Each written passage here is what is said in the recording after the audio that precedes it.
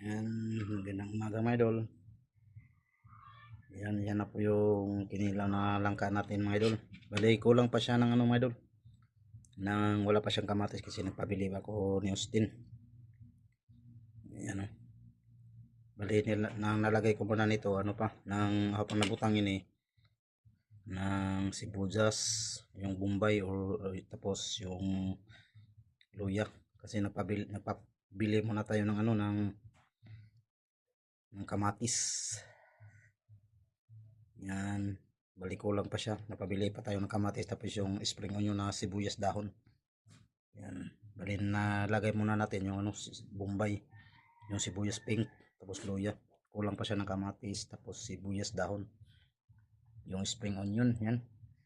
Ito na po yung kinilaw na langka natin mga idol. Yan o. Yan. Yan, ganito lang.